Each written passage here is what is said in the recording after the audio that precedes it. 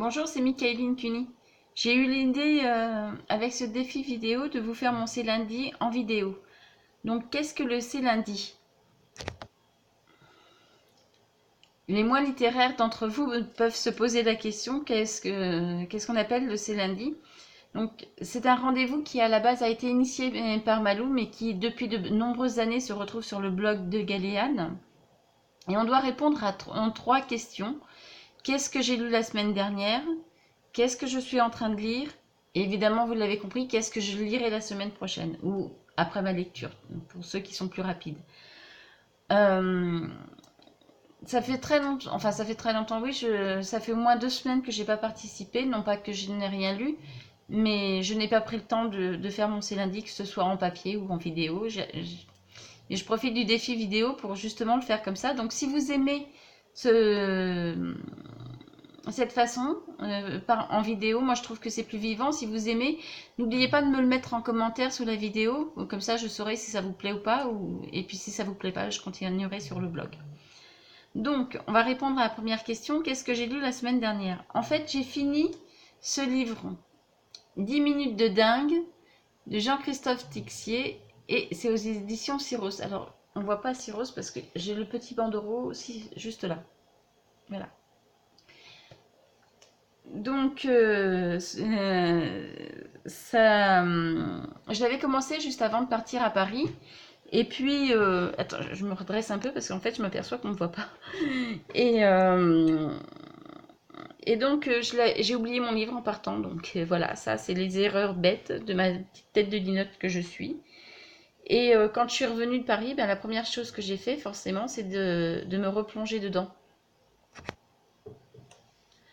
Dans ce livre, on suit les aventures de Matt, Félix, Léa et Tim, 4 copains, qui se lancent des défis en vidéo de skateboard. Donc, au début du livre, Matt et Félix ont découvert la vidéo de Léa et Tim et sont juste époustouflés par la qualité de la vidéo. Les figures sont parfaites, s'enchaînent en plus des figures assez complexes qui s'enchaînent bien. Alors forcément, comme Félix est un peu orgueilleux, il se dit il faut qu'on fasse quelque chose de beaucoup beaucoup plus intéressant qu'eux. Comme eux ont utilisé 2 caméras, ils veulent en utiliser 3. Et puis, il part d'un scénario où il imagine une course-poursuite en pleine rue. Euh, L'écriture de Jean-Christophe Tixier fait en sorte qu'on s'attend à ce que cette idée dérape. En plus, vous avez vu, c'est une série noire. Donc, on s'attend vraiment à ce genre thriller, un peu course-poursuite et tout. Et je dois dire que l'auteur m'a agréablement surprise parce que j'étais partie sur une toute autre idée. Je pense que c'était même voulu. Il nous emmène sur quelque chose. Et puis à l'arrivée, c'est pas du tout ce à quoi on s'attendait. Donc c'était très agréable de se faire surprendre comme ça. Euh, Sinon, mon cerveau d'adulte a eu un peu de mal avec la fin que j'ai trouvée un peu rapide et qui ne répondait pas complètement à mes questions. C'est un livre qui est conseillé à partir de 9 ans et pour cette tranche d'âge, même moi je dirais à partir de 8 ans, la plume de l'auteur étant assez accessible. Quelqu'un qui lit déjà facilement à 8 ans, c'est une lecture qui lui est accessible. Donc voilà, donc si c'est un très très bon polar. J'ai vu après au dos que c'était le tome 3 d'une suite apparemment. Après 10 minutes à perdre et 10 minutes trop tard, vivez 10 minutes plus folles que jamais. Donc honnêtement, ça gêne pas. J'avais pas lu les 2 premiers et je comprends très très bien l'histoire, donc il y a pas vraiment de souci. Donc de ce côté-là, vous pouvez y aller. Même sans avoir lu les 2 premiers, on comprend très très bien. On comprend qu'il s'est passé des événements avant, mais on suit très très bien l'histoire. Ensuite, pour ma lecture du moment. Alors, je reprends la lecture de Mona de Silène Edgar aux éditions Castelmore. C'est la première partie.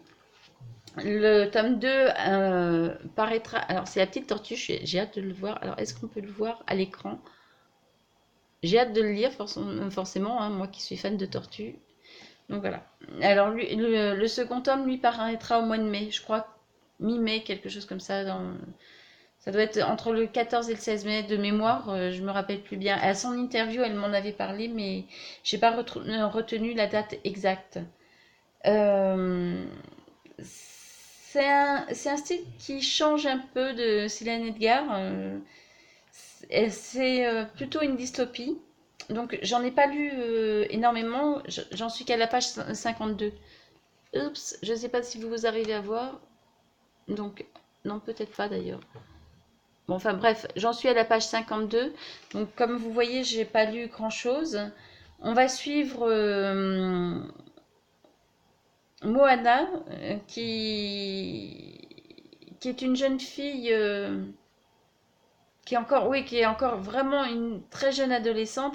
Et dans le monde apocalyptique dans lequel elle vit, on force les jeunes filles à se marier très jeunes. C'est-à-dire que dès qu'elles sont réglées, on les marie. On fait en sorte aussi qu'il n'y ait plus de personnes âgées autour d'eux pour pas que les gens se souviennent sachent ce qui se passait dans le bon vieux temps. Il faut vraiment éradiquer le bon vieux temps. Donc voilà, on part sur des principes où tout le monde doit recoloniser le pays. Et donc l'histoire se passe dans les îles, mais seulement les îles ne sont plus chaudes, elles sont polaires même, glaciales. Et Moana a chez elle son arrière-grand-mère qui normalement ne devrait plus vivre avec eux, donc c'est un secret, cette personne ne sort jamais. Et ben, cette personne leur raconte évidemment ce qu'il en est. Donc Moana se révolte contre ce qui l'attend, donc le mariage. Alors, la partie où j'en suis restée est un peu un suspense puisque l'institutrice lui dit qu'elle aurait largement les compétences pour suivre ses études. Donc pour l'instant, je n'en sais pas plus. Donc je vous en parle la semaine prochaine à la fin de la lecture. Qu'est-ce que je vais lire ensuite? Alors déjà, lors du salon du livre, j'avais commencé, avant Moana, j'avais commencé Le Gang des prodiges de Marissa Meyer aux éditions PKJ, une Pocket Jeunesse. Et c'est pareil, j'en ai lu une cinquantaine de pages, je crois. 55 exactement. 55 pages. Donc, je l'ai bien encore en mémoire. Avant de repasser à un nouveau livre, je vais bien évidemment le finir. Alors, vous voyez, hein, Marissa Meyer, comme d'habitude, c'est un petit pavé. Donc, voilà, ça va être ma prochaine lecture. Je vais le finir parce que le peu que j'en ai lu était déjà très très intéressant et j'ai envie de savoir la suite. Et enfin, alors je ne sais pas si j'aurai le temps de le lire cette semaine parce que je m'en vais à partir de mercredi, mais je vais me plonger dans le Bouddha de Miss Maman qui est paru aux éditions Les Sentiers du Livre, voilà. Et c'est, excusez-moi, je ne vous ai pas dit, c'est de Stéphanie Houbert. Donc voilà, c'était un service presse que, à l'époque, je lisais un livre par jour, donc j'avais accepté ce service presse. Ça doit faire maintenant pas loin de 2 mois que le pauvre auteur attend que je lui dise ce que j'en ai pensé. Donc voilà, je sais juste que c'est une histoire sur une dame qui a eu le cancer et recherche vie normale désespérément, un divorce, des boyfriends, frappadingue et un séjour en psy. À 38 ans, Stéphanie affiche complet côté galère. Mais ce midi, elle a rendez-vous avec le très sexy Ben, plage, soleil, coquillages et crustacés. Enfin, le bonheur pointe le bout de son nez. Pourtant, en ouvrant un œil à 8h34 ce matin du 11 août, elle est loin d'imaginer que cette journée va bouleverser sa vie à tout jamais. Logée au creux de son sein, une petite boule va projeter Stéphanie dans un monde dont elle ignore tout, celui du cancer. J'attends, je me présente. Donc voilà, pour ce c'est lundi de cette semaine, ça doit être mon 9e ou 10e. Bon, je vais remettre mes cheveux parce que ma maman va me dire on croirait que tu as une perruque avec tes cheveux. Donc, parce que je ne les ai pas fait d'épaissir et ça la gêne. Donc voilà, c'était mon 9e, c'est lundi. Et puis, ben, dites-moi si vous avez aimé en vidéo. Moi, j'ai trouvé ça sympa de vous les présenter comme ça. Vous pouvez mieux voir les livres, je pense. C'est peut-être plus convivial également. Donc, je vous rappelle que dans la description, vous avez les liens pour les blogs. La vie de Michaeline qui concerne la littérature. Les petits loups malins qui est plutôt côté jeunesse avec l'éducation par les histoires. Et puis la branche dyslexie. D'ailleurs, si vous abonnez au Petit Loup Malin, vous pouvez recevoir ma biblio 10, tous mes conseils pour avoir une bibliothèque qui vous redonne le sourire si vous êtes dyslexique.